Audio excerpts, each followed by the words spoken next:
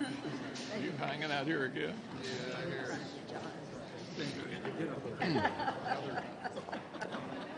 Well, good afternoon, everyone. I think the decision by the Armed Services Committee to plus up the NDAA this year is extremely significant. Not only did every Republican vote for it, most of the Democrats did as well. I think that's an accurate reflection of where we ought to be headed in terms of defense spending based upon current conditions. When the agreement was made last year, the world did not seem to be quite as much a fire as it is now. We need to react to where we're headed. Not only big power competition with China and Russia, but also Iran, and now, of course, we have the war in Israel on top of everything else. So I want to commend Senator Wicker and the bipartisan group on the Armed Services Committee who gave us a roadmap. Now the challenge is going to be to find a way to pursue the roadmap with real money. The leader is right. The most important job we have as elected officials is the safety and security of the American people. And so I was very pleased to see Senator Wicker and members of the Senate Armed Services Committee last week in a big bipartisan way pass out legislation that increases the top line, the defense top line, by $25 billion. I've always said if you don't get national security right, the rest is really conversation. And I think it's critically important for all the reasons that the leader mentioned. We got a land war in Europe. We have Israel is at war with Hamas terrorists and Iranian proxy groups. China is increasingly aggressive. These all represent threats to the United States of America and to our people. And so it is critical, in my view, that the Senate take up the National Defense Authorization Act, and I would hope that Senator Schumer would decide to do that. I'm hoping that's the case, but if past his prologue, he will push this and try and push it to the end of the year. I don't think that accords it the priority that it deserves. I think that this legislation needs to be on the floor of the United States Senate with a robust amendment process, so individual senators have an opportunity to come and have their voices heard in this very important legislation. But the one thing I think that is clear in all this, and that is that there are some things that are more important than politics, and national security happens to be one of them.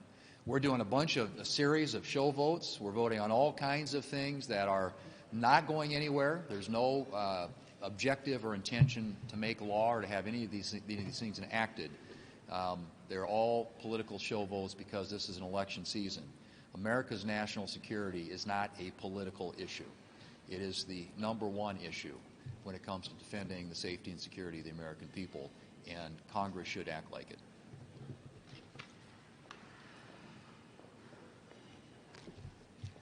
Terrorists have arrived in America.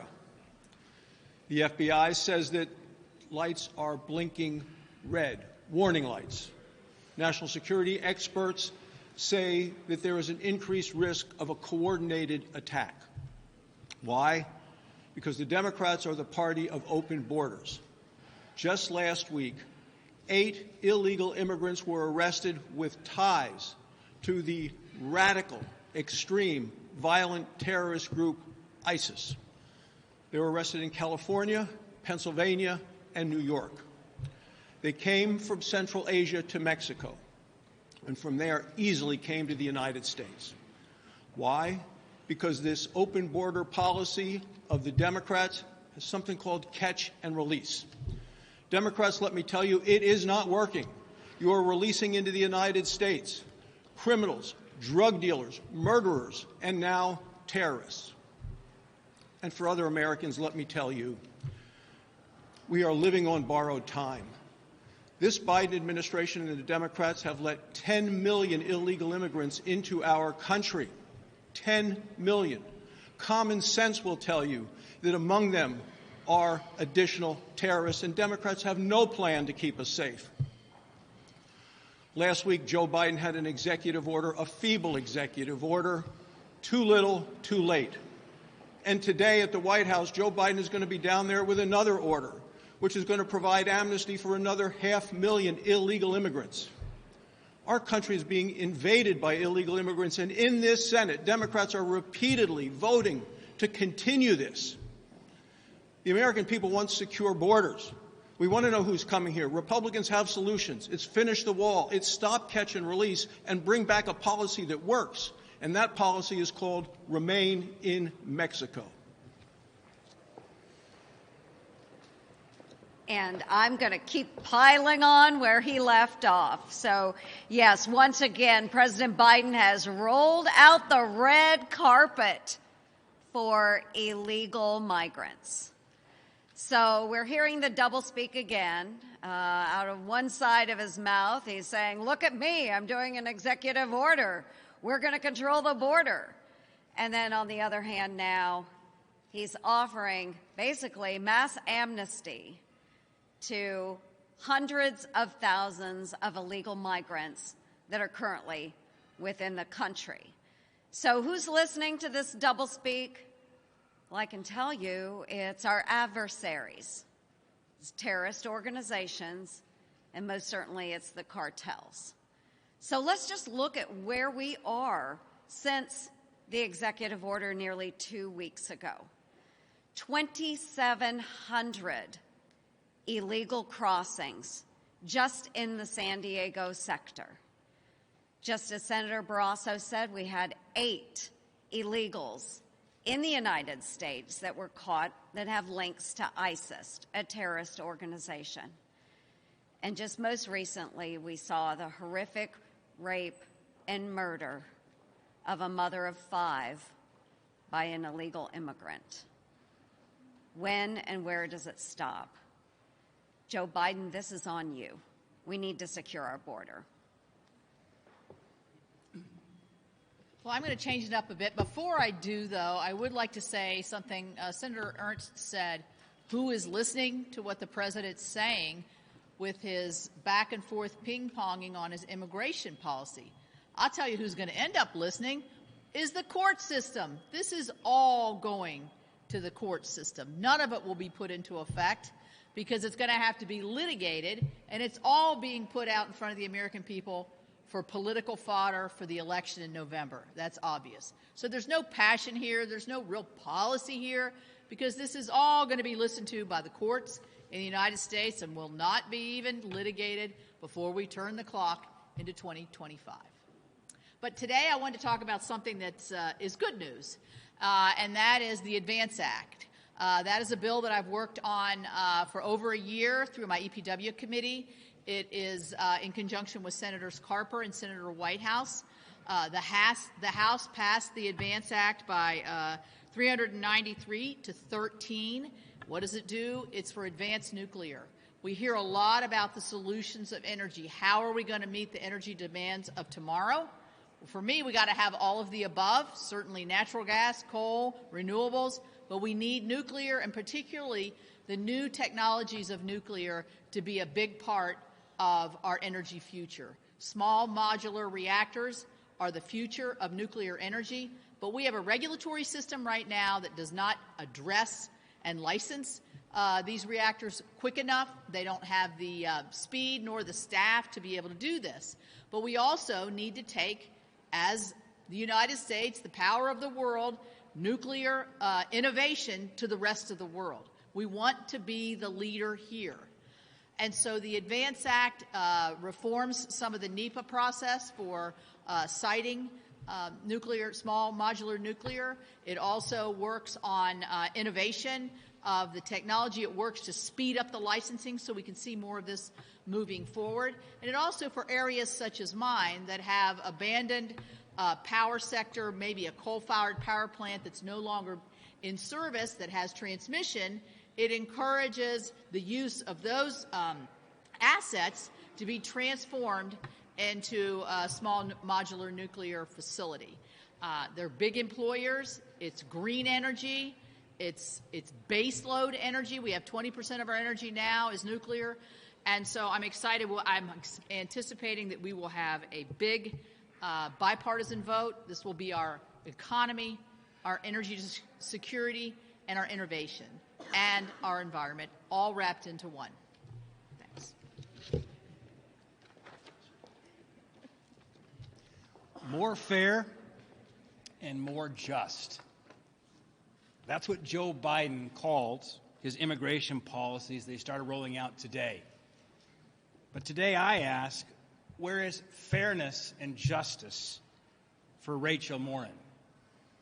She was the Maryland mom who was raped and killed by Victor Antonio Martinez Hernandez.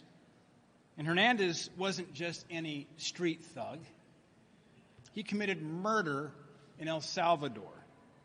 He then came across our southern border illegally. A few weeks later, he committed a home invasion in Los Angeles. And then a few months after that, he murdered and raped Rachel Morin, a mom of 5, while she was out walking on a trail in Maryland. Eerily similar to Laken Riley's murder in February. Laken Riley was a nursing student in Georgia who was murdered while out on a run by another illegal who was just freely roaming our streets. Sadly, this is Joe Biden's America, and it's Joe Biden's border crisis. We have terrorists, we have violent criminals coming across the southern border who are raping and murdering Americans. Where is the justice for Rachel Morin? Where is the justice for Laken Riley? The American people are going to right this wrong by holding Joe Biden and Senate Democrats accountable in November. Leader McConnell, you've seen the videos of the president in Europe and here in the States. Do you believe that these videos are deep fakes and that and is there a national security issue here in terms of how our adversaries and our allies see the ability of our commander-in-chief to make critical decisions in response to new conflicts? Look, I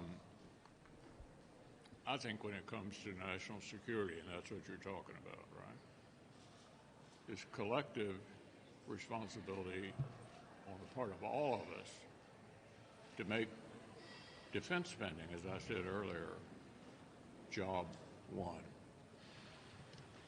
We're going to have an election this fall, and the American people can decide which of these candidates they want to lead us into the next 4 years. But whoever it is, in my view, needs to make national security the top priority. Leader McConnell, are you going to reach out to Speaker Johnson to get him on board with the Wicker proposal to increase defense spending by $25 billion? And what are the next steps to get the Appropriations Committee to come along with that number? That's the challenge. Senator Murray has said once again she's going to insist on equal treatment for defense and non-defense. That, in my view, is absurd. It doesn't reflect current needs. The agreement that former Speaker McCarthy and the President reached has the top line in it.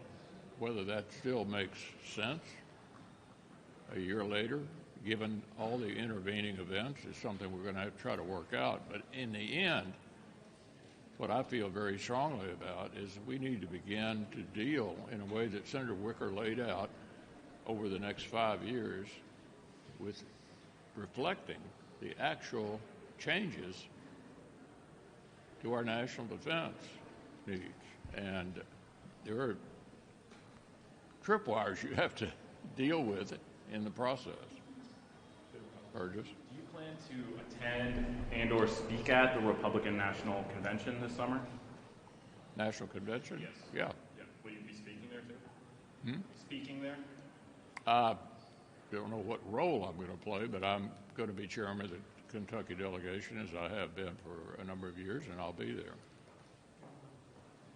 Okay.